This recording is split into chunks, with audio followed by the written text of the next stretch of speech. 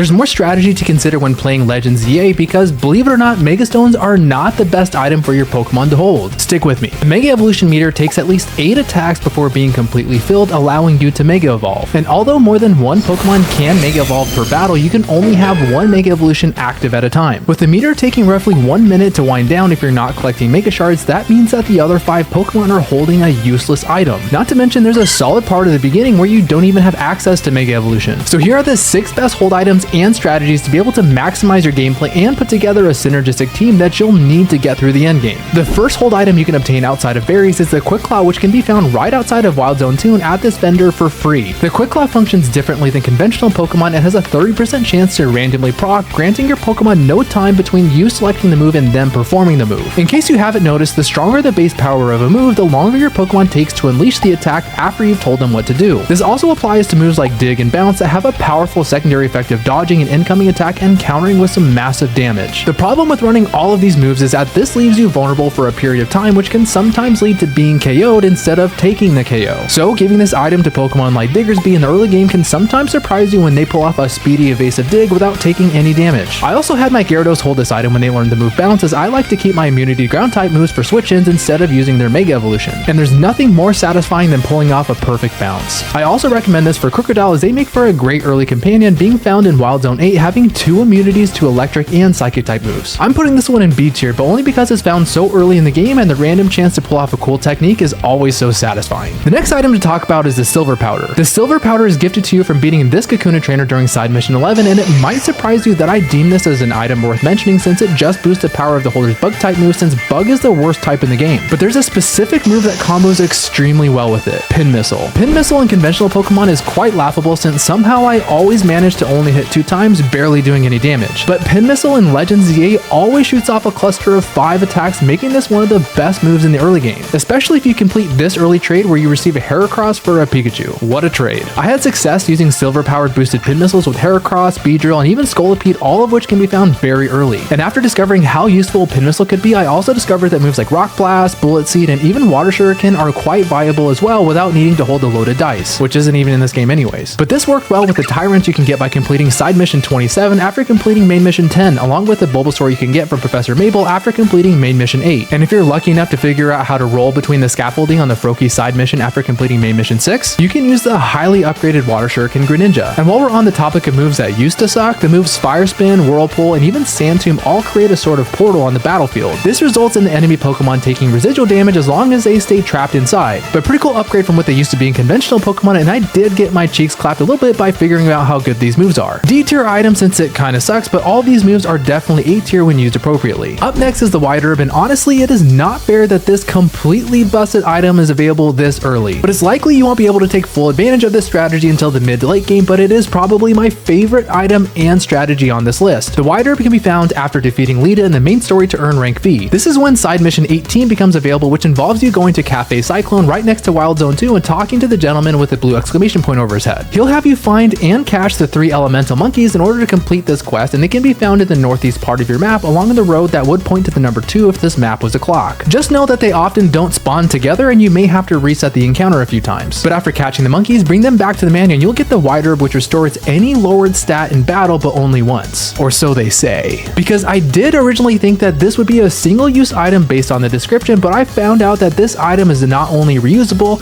but spammable. Check out this clip of Emboar using Close Combat. Okay, I just thought that first clip was cool, but here I am in the Wild Zone using the move Close Combat, which is ordinarily risky since it lowers both defensive stats. But every time it's used, the Wide Herb procs on the right side of the screen, meaning that my defenses stay at neutral. So this allows you to use the 120 base power Close Combat with no drawbacks. This does work a bit differently in the ZA Royale, but I also found an interesting technique that makes these battles a breeze, because the first move used when sneak attacking your opponent doesn't give you a stat drop, and oftentimes the cooldown is completely reset by the time the trainer sends out their second Pokemon. That means that you effectively start this battle at neutral, meaning if your first Draco Meteor KO'd their Pokemon, you can drop a Draco immediately on the trainer's next Pokemon, and then the Wide Herb will proc, bringing your special attack back to normal. And if the trainer has a third Pokemon, just Draco drop them too whenever the cooldown comes back. In between battles, you'll notice that the Wide Herb will remain in place, meaning you can pull this off on every battle so long as you're good at sneaking up on your opponent. I also found this strategy useful with moves like Leaf Storm on Meganium and Overheat on Chandelure while experimenting with the strategy, and they're just as broken as well. Definitely an S tier item, best item, and strategy strategy in the game. The next item is a normal gem, and the normal gem is available at the same time and is arguably just as broken as the wider, but mainly for an early game item. I haven't used gems since Generation 5, and back then they would power up a move by 50%, but it was only a one-use item, meaning that you would need to find another one if you wanted to use this strategy again. That makes for a very dull playthrough since it just looks like this half the time, but the normal gem works differently in Legends ZA. It becomes available as soon as the wider is available, and all you need to do is go to the northeast part of your map and complete the quest inside the museum. I don't want to spoil it for anyone if you haven't been there yet, but I highly recommend checking this place out and taking your time. You won't regret it. But anyways, completing this quest rewards you with a normal gem that boosts the power of one singular normal type move, just like in Generation 5, right? Well, that's what I thought at first too, but the normal gem is also a reusable, spammable item that grants a 30% boost to any normal type attack per battle. This makes the move Quick Attack quite fast and powerful because including stab, it's almost a 60 base power move when the gem goes off. I like to use this strategy with my shiny Pidgeotto, my Swords Dancing Absol, and even a Fletchinder, but also found this to be pretty busted on Bailey's Body Slam and Croconaw Slash to deal additional damage. This was the perfect item to combo a Slash into an Aqua Jet for Croconaw. A tier item because although it's quite useful in the early to mid game, the strategy gets outdated by the end game, but normal gem extreme speeds still go pretty hard. And for anyone that's curious, yes, the slightly less powerful Silk Scarf is available a tad later in the game after main mission 10 by completing side quest 28 in the bottom left portion of the map, but there's just something about the normal gem proccing on the right side of the screen that gives me that dopamine hit I've always been craving. The Big Root is another one of my favorites and can be unlocked a bit later in the game by reaching main mission 19 and defeating the trainer outside Hibernal Avenue. You'll find out quickly that this trainer's team only has HP restoring moves, and all three of her team members are holding the Big Root, which means that they get an additional 30% HP back on every attack. And this is my second favorite strategy in the game. When moves like Giga Drain or Horn Leech are paired with the Big Root, the user gets back a total of 65% of the damage dealt restored as HP, and moves like Draining Kiss and Oblivion Wing restore 98% of the total damage dealt. I may be biased because I think Meganium is the best starter to choose since I think Giga Drain is the most busted move in the game, but the Big Root allowing you to restore additional HP only makes this move more busted. I also found a good alternative is Victory Bell, as they can get both Giga Drain and Leech Life to hit on the physical and special side. But special shout out to Go-Go and Trevenant's Horn Leech as well, since it works virtually the same way. A tier item, but only because of how good the HP draining moves are in this game, especially in Rogue Mega Evolution battles for survivability. And now for some honorable mentions before we get to the final point. The first of which is probably my favorite item in conventional Pokemon, the Assault Vest. The Assault Vest raises the user's special defense by one stage at the expense of not being able to use any status moves, which isn't a problem when I couple it with one of my favorite Pokemon of all time, the physically defensive Steelix. Having Steelix with the Assault Vest makes him this massive tank on both the physical and special side that just won't go down. And since their moves do take a while to come off cooldown anyways due to their low speed stat, it's better to have 4 attacking moves to choose from and just keep cycling attacks without worrying about fainting from anything. But I also found a good strategy using it on already specially defensive Pokemon like Florges, as this makes him the most specially defensive Pokemon in the game. She can basically be in front of any special attacker and use that Draining Kiss Giga Drain strategy we talked about earlier and completely sweep any special attacking Pokemon. If you want the Assault Vest, you can find it after visiting the Rust Syndicate office in main mission 24 and then go here on your map where you'll take on the Alpha Watchog that we saw in the trailer to earn the item. A tier item, but S tier when used on Steelix due to my bias. The next two items are getting lumped together because although they're effectively different items, they serve a similar purpose and can be found at the exact same point of the game. They can both be obtained after defeating the 3 Rogue Omegas of Mawile, Barbaracle, and Ampharos after completing side quests 6, 7, and 68. 6, 7. Side quest 67 rewards the Shell Bell, which restores HP to the user every time they damage an enemy with an attack. It restores 1/8 of the damage dealt to the user to be exact. And completing side quest 68 unlocks the Leftovers, which restores 1/16 of the user's max HP every 10 seconds. Now, although these items aren't the best for the fast-paced battles of promotion battles and the ZA Battle Royale, they are pretty decent for bulky Pokemon who cannot Mega Evolve during Rogue Mega Evolution battles. I'm putting them in C tier because they're found quite late in the game and I like the other strategies I mentioned better, but I probably would rate this higher if they were obtainable earlier in the game. And just a quick side note, the Leftovers do restore HP outside of battle if your Pokemon is out of their Pokeball, so I guess this could save you a couple of potions in the long run. And as for the last point, if you have already beaten the game, you can just swing on over to Racine Construction in the bottom right corner of your map, enter the building, and talk to this gentleman to pick up any of the items I just talked about. They cost less than $5,000. You can even find items like the Life Orb, Expert Belt, Rocky Helmet, Weakness Policy, Eviolite, and even the Focus Sash. I tested all of these items, and even though they're not quite my style, I do want to give them a brief mention here to see if you like any of them. The Life Orb is great for sneaking up behind people in the ZA Battle Royale and getting that additional damage boost to ensure that you get a KO. But that's the only use I could find for it, as it's not viable for the lengthy battles of Rogue Mega Evolutions, and I found it was too difficult to use in the promotion matches as its recoil damage led to me getting KO'd too quickly. C tier because of how one-dimensional it can be, although it is quite powerful. The Expert Belt works really well for Pokemon with excellent coverage such as Emboar and Feraligatr, since it boosts super effective damage by 20%. But depending on your team strategy, I found that these two were some of the best Pokemon to use for Mega Evolution, so the Expert Belt wasn't as effective for me. A tier because under the right circumstances, it can make any Pokemon with great coverage feel like they're Mega Evolved. The Rocky Helmet was something I thought may do well in Rogue Mega Evolution battles, especially if you can Toxic and Leech Seed them, but I found that not to be the case as Rogue Megas are immune to both of those moves. And although I did get the Rocky Helmet to proc on some of the Rogue Mega Evolution battles, it feels as though most of them use special attacks, and even when the Rocky Helmet did proc, it wasn't that much damage. I think it's better to use items to increase your survivability during these battles, and although I can see this being a valuable part of the stall strategy in regular Trainer battles, my style is geared more towards hyper offense. But with that being said, I'm going to put this into B tier because I think there's probably some good stall strategies out there, but I'm just not able to think of them. The weakness policy is next, and it was just not my cup of tea. I found that the boost is short-lived, and it didn't make up for the fact that I'm probably just going to be switching my Pokemon out anyway and just lose the boost, as my strategy predicated on having a diverse team and plenty of Pokemon to switch to.